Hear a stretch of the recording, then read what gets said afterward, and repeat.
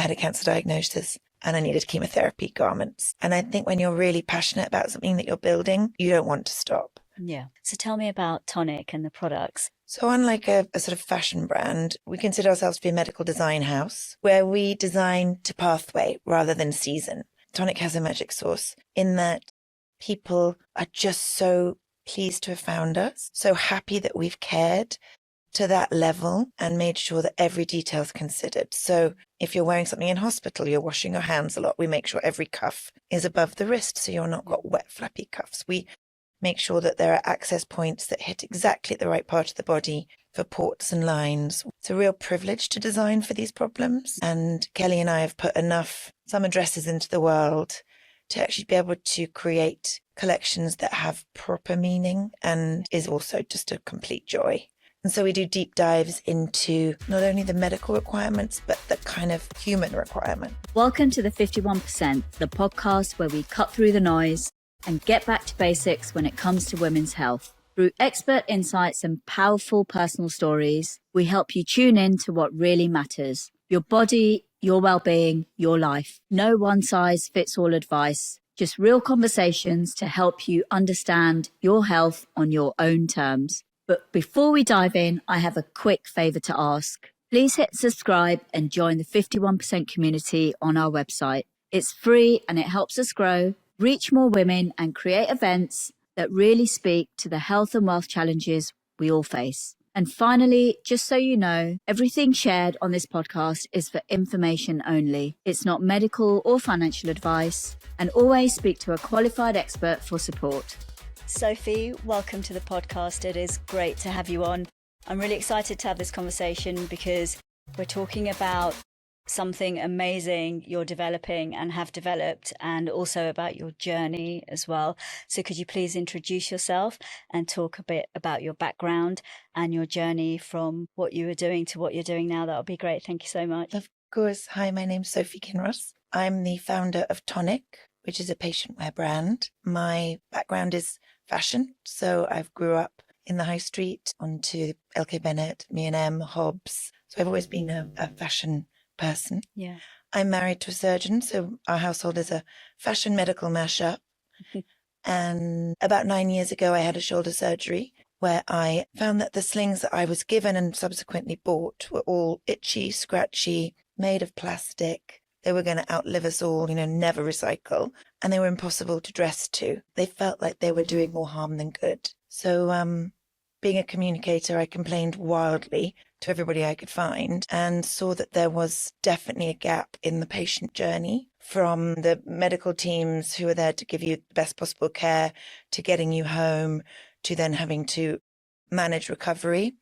There just simply wasn't products, garments, a brand that could be by your side during those moments. So we then started to build TONIC and got on board an amazing creative director, Kelly Townsend, who is ex-Paper London. She is a sustainability champion and a colour expert. You'll see that our collections are full of joy. And so together we started building collections, first slings, then going into chemotherapy, then going into mastectomy, and we're starting to look at dementia next.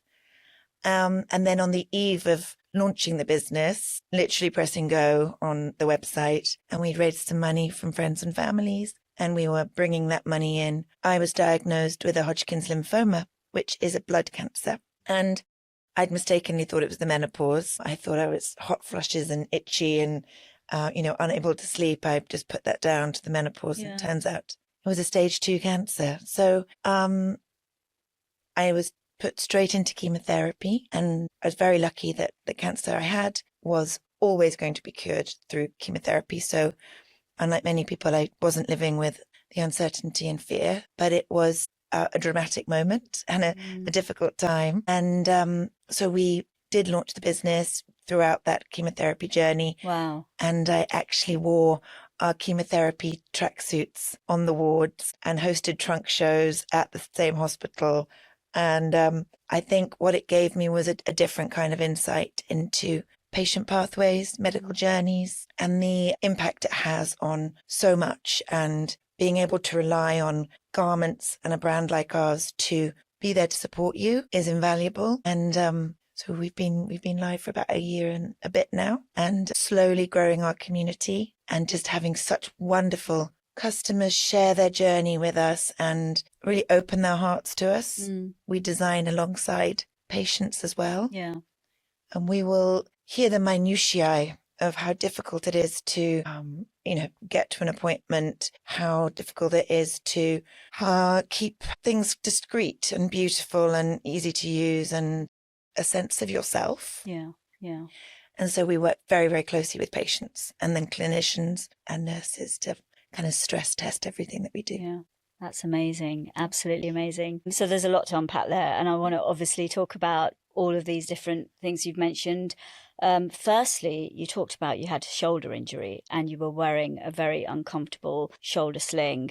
Would you say that kind of had an impact on your recovery in terms of it being a bit slower and not how it should be? So at the moment, most medical garments, a sling is a class 1 medical device. They're one size fits all. So they're sized up and sized down. So somebody that is 5 foot and someone who's 6'4" will be wearing the same proportion garment, just sized up, sized down. Well, that would definitely not work for me with my size. Absolutely wouldn't. It's impossible. You'd be swamped. Yeah. So what we've done is also similarly anatomically, the current sling just doesn't really work for a woman because we are obviously built differently, but even to the point that the hanging angle of our arm is different to that of a man's. So a man's arm will sit flat to the body and a woman's won't because we have waist, we have hips, we have breasts. Yeah. And therefore we actually need some padding underneath the elbow to raise it up and actually give you proper support. Yeah. So having worn a sling for 6 months and done rehab in and out of the plastic ones, also they cut into your neck. They basically have sort of seatbelt material around your neck and you're constantly customizing, cobbling together, trying to put a flannel on it so you're not getting cut, a ridiculous scenario. Mm-hmm. So that's what we really looked at when we were designing our slings. Yeah. And then we've had a bit of fun with it as well. So at the moment you can get a black, a navy, and sometimes a grey sling. But we have ones in denim, we have ones in cashmere, things in velvet. Sometimes an accident will happen and you've got a big wedding coming up.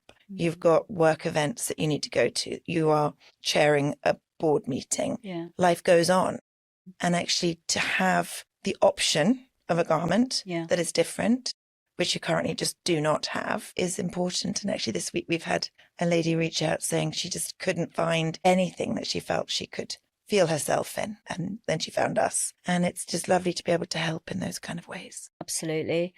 And you mentioned that, you thought you were going through menopause, you were having perimenopausal symptoms, and you just put your symptoms down to perimenopause, as a lot of us do. At what point did you think, actually, this doesn't feel right? When did you think, actually, this doesn't feel right and I need to get something looked into? We used to call it my weird cancerous lump. And it turns out it was a weird cancerous lump and it was getting bigger.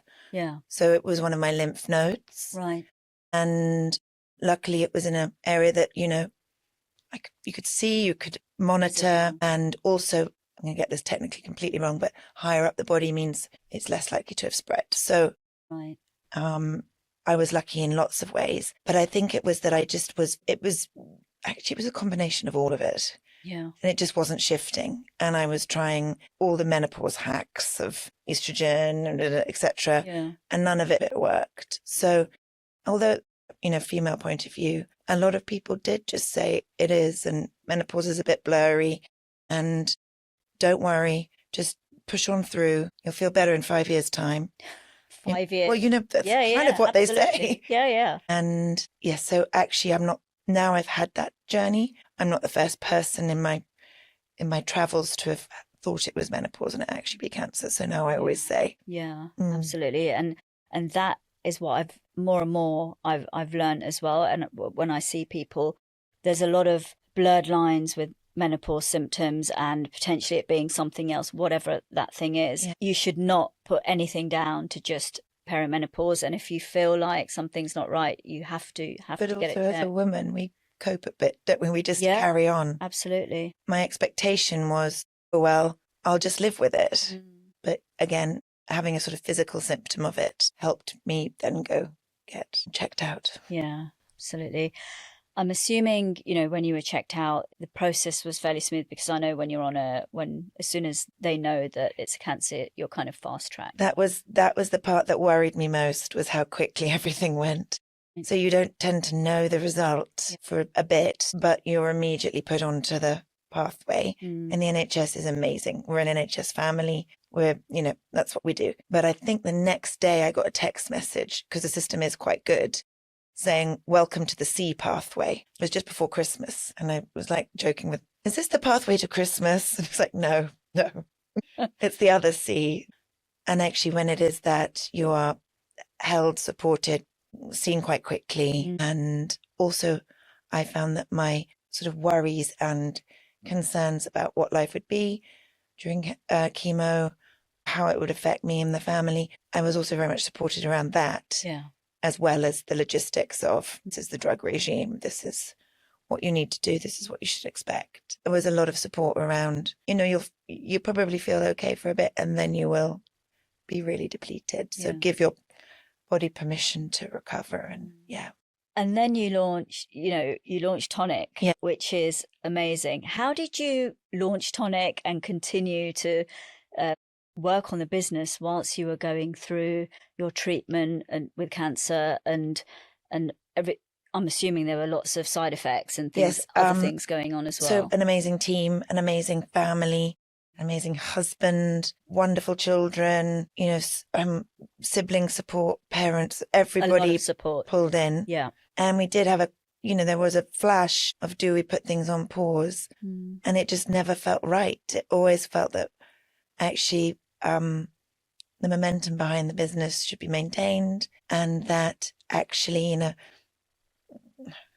weird twist of fate, I was almost proving the business case. I'd had a shoulder operation. I'd needed a better sling. Yeah.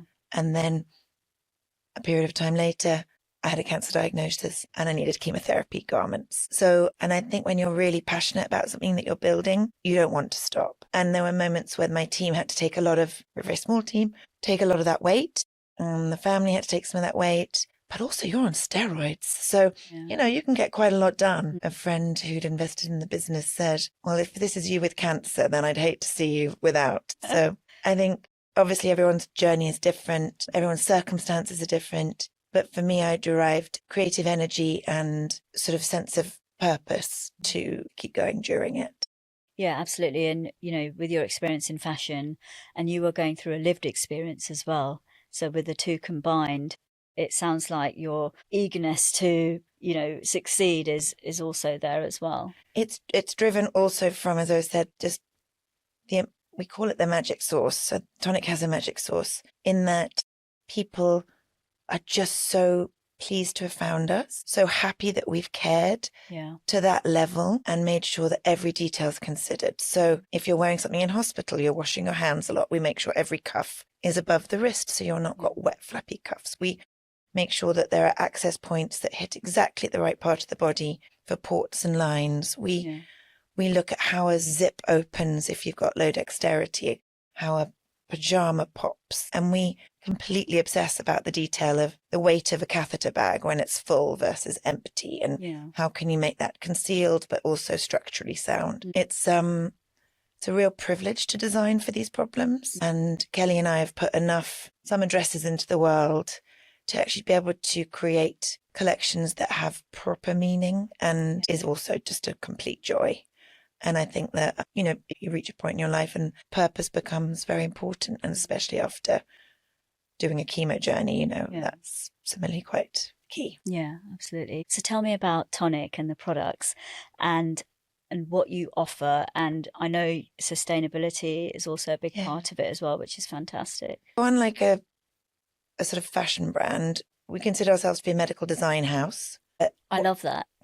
Medical design house. Where we design to pathway rather than season. So as I mentioned at the beginning, we have a mastectomy collection where we think about every element of that journey. So going into surgery, what we might need in hospital, coming out, recovering, lying down with wounds, where you need to be supported, access points, and then going all the way through into kind of recovery, physio, etc., etc. Yeah. So we really think about all elements of the journey. And then we work with a charity partner, So perhaps Maggie's or Trek Stock, or we've got lots of the Teenage Cancer Care Trust. We've got lots of connections with particular charities, and we find the audience, we find the specialists, and then we create joyful product. So it has to be comfortable, it has to function, but it has to be covetable as well. You have to want it. The reason why we're called TONIC is that little boost. It's just something that gives you the to face the day, to put on your armor, to go and, take that little step forward each day with positivity, and also taking an element of kerfuffle or bad product, or just, we always say we're there to help you feel like yourself when you're not feeling yourself. So we designed Pathway, and then we also create with something that we call the Tonic Lab, which is 50 clinicians, patients, hospital laundries, retail specialists, experts in the field, charities, and we make a call out and say, we're doing a stoma swimwear collection. Who wants to collaborate?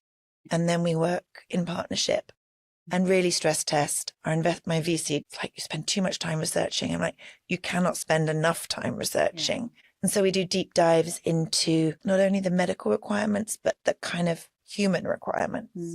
So in our stoma swimwear collection, we've worked with a couple of ladies who've not been able to go on holiday, spend time with their children on the beach without, feeling seriously limited, sometimes just avoiding the whole experience. Yeah. And to just make sure that we're not just giving them a swimsuit, we're giving them that kind of family moment back. Kelly will do interviews where she'll speak to people for 3 hours at a time and not know where they live, what they do for a job, but know exactly the size of scars and wounds and the problems they have with catheters or bag changing, and the things that you have to think about when you've been through kind of quite radical surgery, like having a stoma or post-treatment. Your mind is filled with logistics that it's not filled with when you're not on that pathway. Yeah. So we really design with kindness, care, and a lot of research. Yeah. That's fantastic, because it just shows that it really is about the patient, and it's so patient-led, which is amazing. And not many companies really go to that extent and really focus on the patient and then develop something based on that. So how do you ensure that everyone's different? Body sizes are different, people's backgrounds are different. How do you ensure that you're getting a great representation to make sure, someone like me that's so petite and small, it will work for me, and then also my skin tone, my skin color, lots of different, everyone's so different. They are. Yeah, exactly. Which is difficult in itself, trying to cater for literally the whole. What's interesting is that the pathways tend to be the same. So, if you're having a procedure, there might be 3 incision points, and your surgical team will decide which is the best one. But there is a protocol, so we can look at that as sort of a baseline. Yeah. And then we work to different sizes of body shape and age range. And then we also look at different kind of cultural norms. So whether there's a modesty requirement, whether there's an element of, within the treatment, for example, you might be with chemotherapy, you overheat and then you get very cold. So we look at the fabrics that you use. Yeah. And again, it all goes back to that kind of wearer trialing, testing, and then that's where our fashion background comes in. Yeah. So you'll have, joyful colors, but a range of them. So if you're a pink person, there's a pink. If you're a yellow, there's a yellow. If you're a blue, there's blue. We think very long and hard about how we do all that. Yeah. And because it's quite mood enhancing, the colors that you use. So we look at that as well. Yeah. If you go to a hospital, for example, most things are painted green because it's a calming, soothing kind of color that provokes a response in a human being.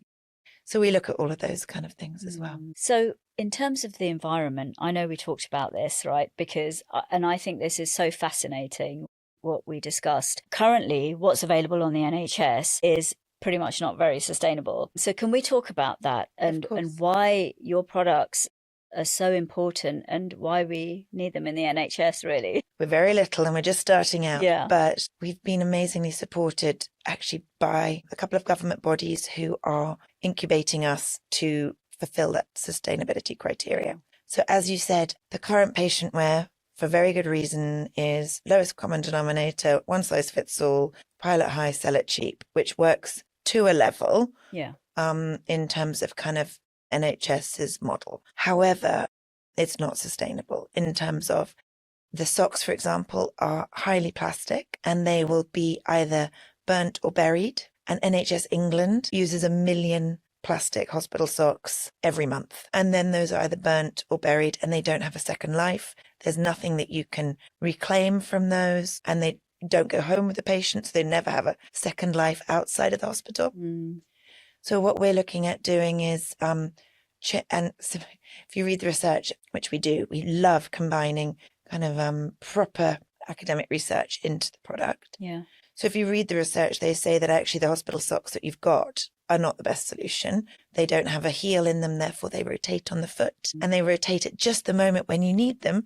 You're coming out of bed, they've got stickies on the top, gets caught in the sheets, rotates, you step out, and you actually haven't got the support in place where you need it. So we've created a sock with a heel with the grips. It's a longer length, so it stays in place, and also it's made of cotton, and so it's sustainable, and therefore it's not being burnt or buried, and it would be given to the patient to take home for their recovery. So it then has a life outside of the hospital as well. Yeah. And falls, tripping, slipping, one of the number one reasons why people, A, don't leave hospital on time, and B, come back again. So those socks are a contributing factor amongst that. Yeah.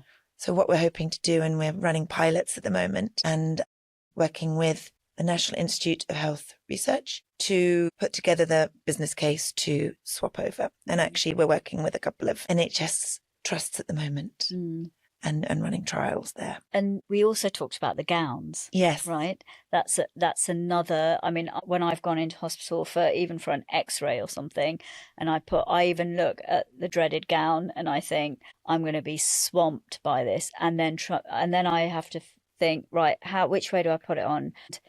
Is it covering me? Is it not? And then half of it's open. And I mean, there's all sorts of design faults there anyway. But can we talk about that? Because I know you're involved in that as well. So with the gown, it's designed perfectly for recovery in the 1800s, where recovery was 3 weeks in bed, stay there, don't move.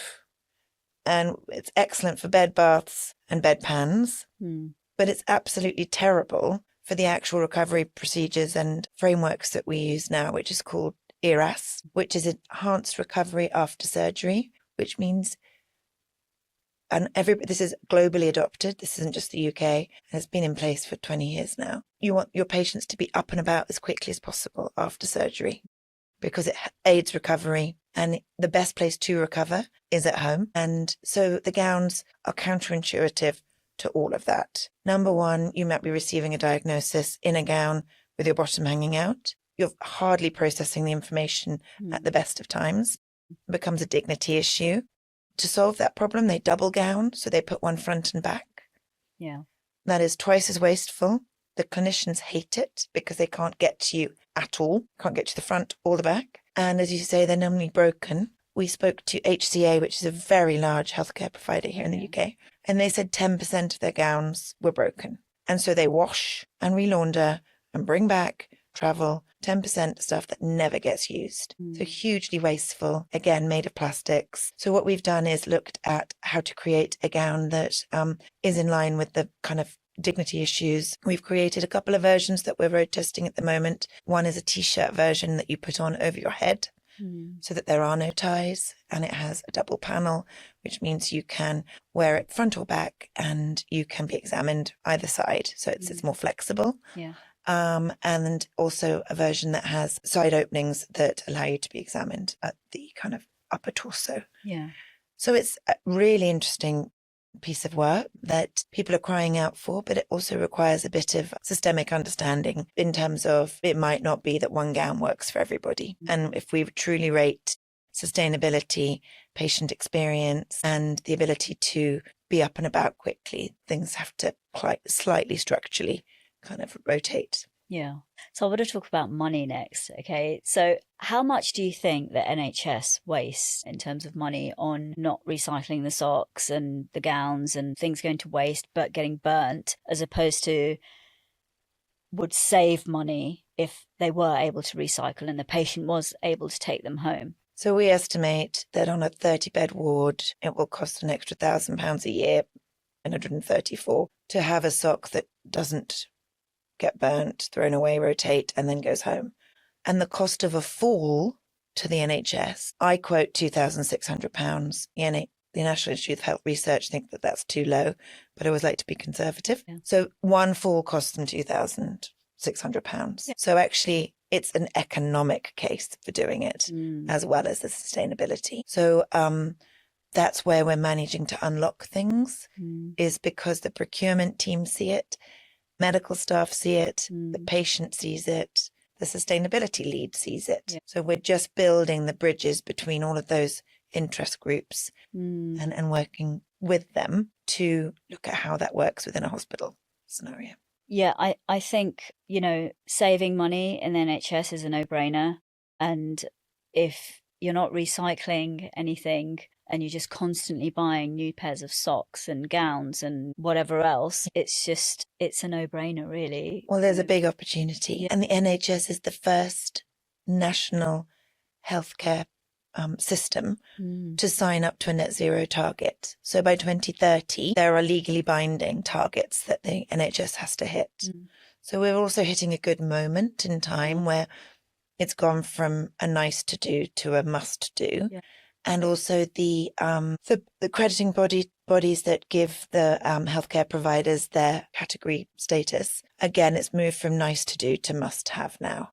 So it's something that people are being actually kind of assessed against, rather like Ofsted will assess a school. So again, it all ties in. And I think that, as well as the sustainability angle, the money angle, I think patients just deserve a bit more now as well. Yeah. And I think that if we are having to manage our own recovery and recuperation more at home, giving people the tools to do that and set them up for success is important. Yeah.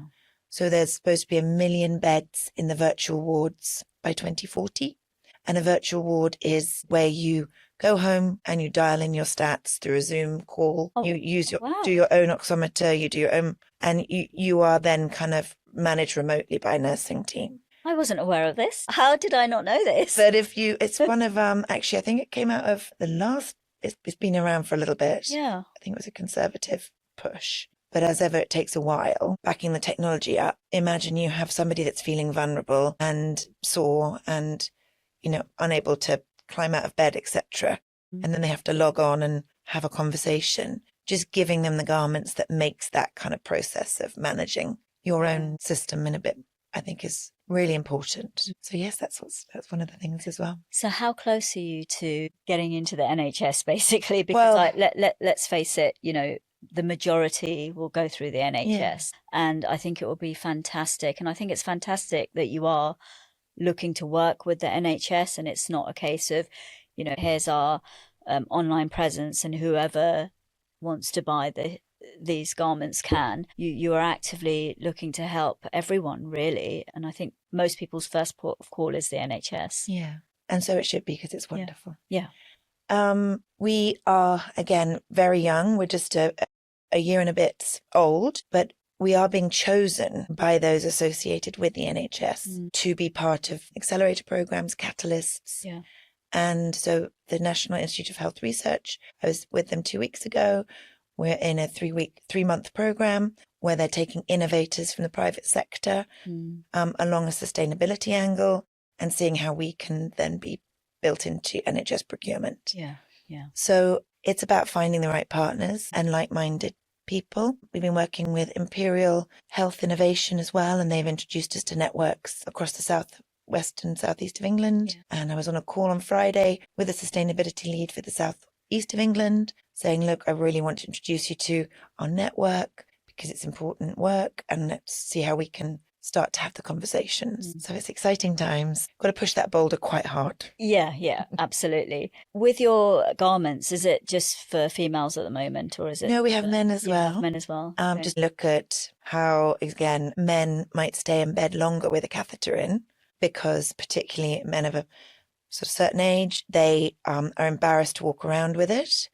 So they stay in bed too long. This is all well documented and researched, and they end up with a secondary infection. Right. So stay in hospital longer, 2 to 3 days longer, and take more antibiotics. So actually, if you can give them a gown that they can put over their clothing, tuck their catheter in and be more mobile. That will also get them home quicker. And actually the returning home quicker, going back to your money point, saves money. It opens up beds. It gets people home to recover. It gets people into the community where they can be supported. And then the dementia work that we're looking to start, we just applied for a grant for that. And there's well documented that as soon as you leave home, go into hospital, we're working with the Geller Institute of Memory and Dementia. You're put onto a pad and you quite quickly lose your continence. Right. So you become both bladder and bowel incontinent. And that affects your chances of going back home and living an independent life. So you might have gone in because you've fallen over and you've broken a wrist, a hip, an ankle, but you come out doubly incontinent and quite likely to not be able to live independently. So garments that can help before the process, during the process, and then after, we feel is kind of important work to do. So it's dignity in all cases, helping those with lived experience and those living with lived experience of dementia. So again, a big privilege to be able to go and sit with people and find out what's really bugging them. One of the people that we seek advice from, she chairs a large company of care homes and says that more regularly than she would like, particularly older gentlemen, end up with the suit jacket and the tie that they love to wear because you tend to get frozen in time. So there's clothing that you'll wear and you'll feel like yourself. And it's normally your 40s, 30s. Right. And if you've been a suit and tie kind of person into your elder years, that's sort of where you'll want to stay because it helps you feel like yourself. And they'll sit with those clothes cut up the back and so open because the carers need to have access. Yeah. But they want to wear what they feel like themselves in. Yeah. And so there's a sort of lost middle ground of cobbling together solutions that don't really work for anybody. Someone with dementia might try to go to the loo up to 20 times in a day and pockets, zips. Also during dementia journey, you can lose weight quite rapidly and gain it quite rapidly. So you end up not being able to fit into trousers quite quickly. And families quite often buy tracksuit bottoms, which again, that gentleman who's used to a suit and tie just doesn't want to wear. Yeah. So that becomes a conflict point. And I guess it's sort of what I'm trying to demonstrate is something as simple as being able to go to the loo independently actually is part of a much bigger health journey. You saying that actually reminds me of, so my grandmother in America, she had dementia, and when I'd go and visit the family, I'd sit there and she'd say, I need the loo, and she'll go off to the loo, come back, and I think literally 5-10 minutes later, I need the loo, and she'd go back. And she would be doing this in her sari. Goodness. And now that you say that, that didn't really click for me. How is she managing to think she needs to go so many times and doing it in a sari? And now that you say that, it's actually made me think, wow, I mean, and that was not the right clothing for her. I'm sure, there's cultural things there as well. It's very different. But I just wondered, I'm just thinking, how does she manage to do that in a sari? We do think a lot about cultural norms as well. Yeah. So we look at lengths of garments for particular communities. We've been asked by one particular healthcare provider to look at head coverings to go into MRI scanners. Right. Many communities, that's a requirement, and making sure that it's something that feels dignified and also can be used, as people are going through a medical process. So it's all about being human, really, isn't it? And just understanding that, as you said, everyone's a little bit different, but we all want to feel dignified and visible. In fact, our gown work has dug into the history of it, and they used to call it the stripping. And they didn't mean just taking the patient's clothes away. They meant stripping of their advocacy and their dignity. So then the nurses would be asked, have you done the stripping? And it would mean that you'd be put in your patient gown, put in your bed. There you sat, you did what you were told. And that's so not how health works anymore. Yeah. But we're still using the garments from that period of time for very good reasons. And, yes, but there is a moment to challenge all presumed knowledge, isn't there? And go, let's see if we can do this better. Yeah. Particularly if we're asking more of the patients than lying in bed for 3 weeks and doing what they're told. Yeah. If they've got to manage a lot of their own recovery, it makes sense to think about those garments in more detail. I mean, there's lots of things, you know, with women's health that needs to be evolved. You know, I mean, our bodies weren't researched, so it doesn't mean that we carry on not researching them, right? We need to evolve. We need to make the changes to see the results. And I think when we met, when you approached me, I was wondering, I was thinking, what is this? You know, and then I looked into it and I thought, oh my God, this is just amazing. And it's so needed. And, you know, I don't see anyone else doing it. And for me, the fantastic thing is that you're challenging the NHS and you're going down that road. I think that's so important. I want to dive into entrepreneurship, okay, because I think you're an amazing entrepreneur, and I think it would be great to get a glimpse of that journey as well, because I'm assuming there's been a lot of things that you've had to kind of break barriers with, resilience. I mean, all sorts, receiving no, you know, your products are not good enough or it's not good. And how did you kind of combat all of that? I think, one, coming from a fashion background, Kelly and I both feel very stable on garments, and that's our world and our experience. Yeah. But then there was probably, and I think most entrepreneurs would say that, bit of naivety, just get up and go. Of course we can change this. Like, let's just go and do it. So, and that's what propels you forward, is the excitement of the new and the challenge. We started designing 9 pieces, and quite quickly it became clear that it was a bigger piece of work than that. We also designed with hospitals. So you have to have absolutely not quite shame, but you have to be brave enough to put yourself out there.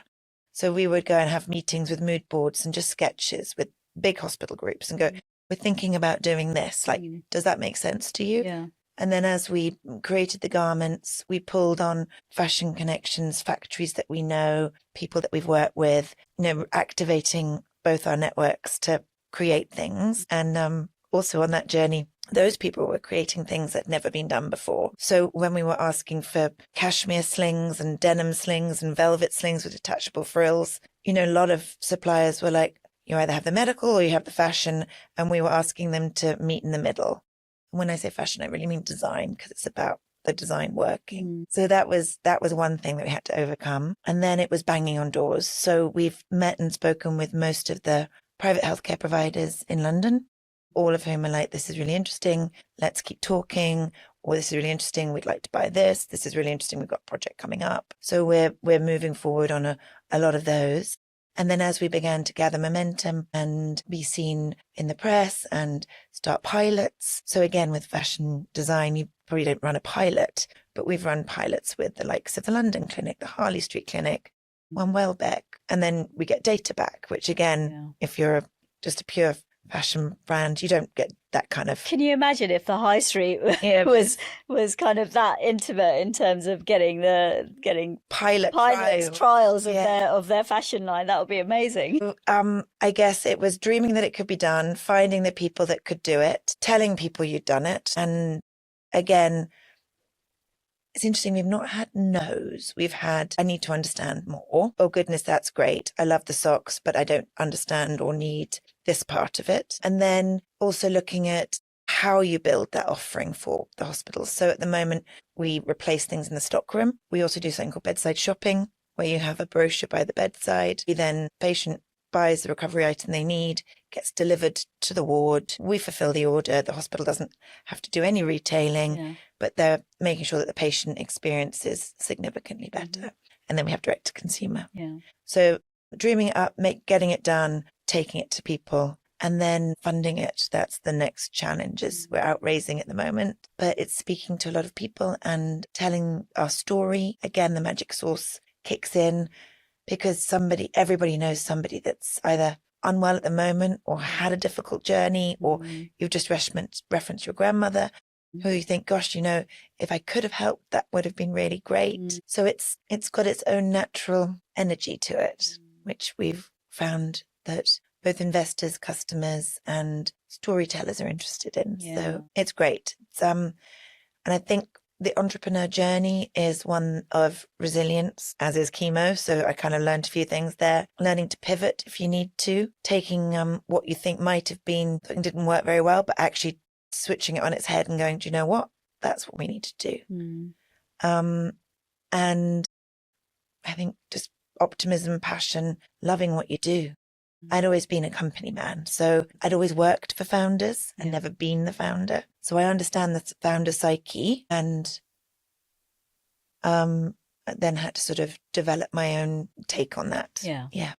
That's fantastic. I think it is amazing, and I cannot wait to see it everywhere in the NHS, especially, you know, I think it's so important. Thank you. that it definitely is in the NHS, and I'm so glad that you're doing the work to make sure that it does get in the NHS and reaches the masses, because it's important. Do you think you're going to start moving into the maternity side of things as well? Especially as an example, you know, I had a C-section, an emergency C-section with my first, and that was quite traumatic. Yeah. And even after surgery, it felt traumatic. And clothes-wise, the gowns, nothing was helping and working.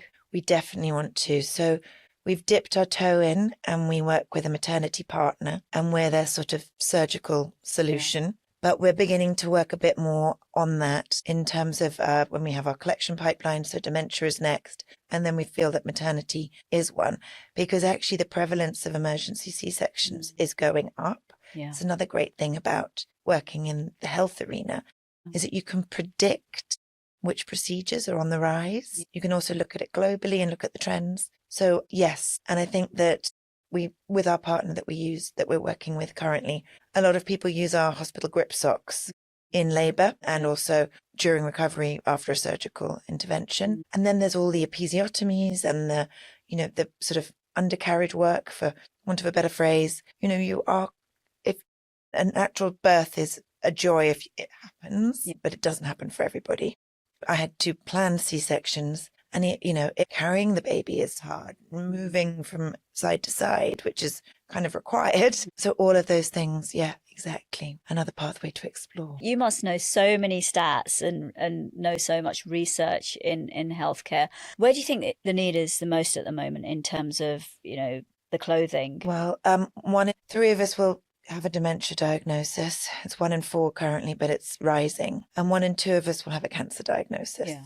So those are the really, you know, big numbers. Yeah. And that's also living in recovery. It's living with diminished abilities and working out how to rehab. And so those are 2 of the key areas for us. We've started with mastectomy. We're moving a bit into stoma with a swimwear collection, which is all about your bowel, and actually modern life has impacted our bowel quite significantly. My husband is a colorectal surgeon and a lecturer in and around the gut microbiome. Yeah. So that's where those are the big numbers. Yeah. But then there are other pathways that are lesser known or lesser numbers, but you can have good impact in as well. So the one thing is that we know that the market is only growing. We're all living longer and we're all living with more chronic disease. So we like to say that the wellness market is very saturated, but actually we feel the unwellness market is sort of where maternity was 10 years ago. Yeah. So the maternity market has absolutely developed. You can have cup holders and gloves, and on your pushchair you can have designer baby slings. You can have endless products. There's now baby beauty products, which is more to do with skincare, but they're truly aimed at kind of, you know, that area of the market. But there just aren't brands to be by your side when you're not well. Yeah. And we talk about unwellness, and it is true, is it's a liminal space. So rather like being a teenager or in middle age, liminal is where you transition from one state to another. Yeah. Or an airport is a liminal space. So you're, you know, not in the country and you're leaving, you know, train station. And in that liminal space of being unwell, you're not quite in your world as you were, but you're not out of it totally either. Yeah. You're in an in-between. And that space is where we can really help. So we can help get you back into feeling more like yourself and giving you a bit more of your sort of identity back. Yeah. And that is such an important space to be in, because often people in that space are going through so much, and the impact of the mental health, obviously physical impact, you know, and when you have something that you just can feel comfortable in, it can actually make quite a big difference. And we're finding that a lot of people gift our product. So loved ones that are just desperate to reach out and literally put an arm around you with a shawl that you can wear during chemo, with a pair of socks that mean that mum after a knee operation is a bit more steady on her feet, that a pair of dementia pajamas that means dad or grandpa can wear a smart pair of pajamas and don't have to be forced into a tracksuit. You know, it's when I was going through chemo, I got a lot of lasagnas, which was absolutely wonderful. They got to a stage where my children were like, we can't eat another lasagna. And a lot of smelly candles, which I also adore. Yeah. But there's a joy around being able to give something that's useful as well. And we're finding that people are really wanting to gift and send. It's like a sort of virtual hug, you know, you send something and they know you're thinking of them. I think that's so important. And people don't normally think of gifting things like that. And like you said, it's the candles or some bath products to make you feel more relaxed. But actually gifting something that you're creating, that TONIC's creating, I think that is invaluable for sure. It's quite fun as well because we can be more, you know, we have cashmere hospital socks. Yeah. Which are beautiful. And again, this is the weird mashup between healthcare and design. Our cashmere hospital socks are super designer, beautifully made, but they're also registered medical devices. So they're class 1, they're CE marked like your toaster might be. Oh, wow. They have all the regulation, trials, the literary reviews, you know, technical files. And it's just such an interesting combination. It's like left brain and right brain. Yeah. So yeah, it's a new space and it's lovely to be able to explore it. That's fantastic. Sophie, thank you so much for being on the podcast and sharing your journey, sharing your entrepreneurship journey. And I really look forward to TONIC becoming the go-to brand for people in that middle space or in that stage of life where, you know, they're going through recovery of some sort. I think it's so, so important. Well, thank you so much for having me. It's been an absolute joy. Thank you.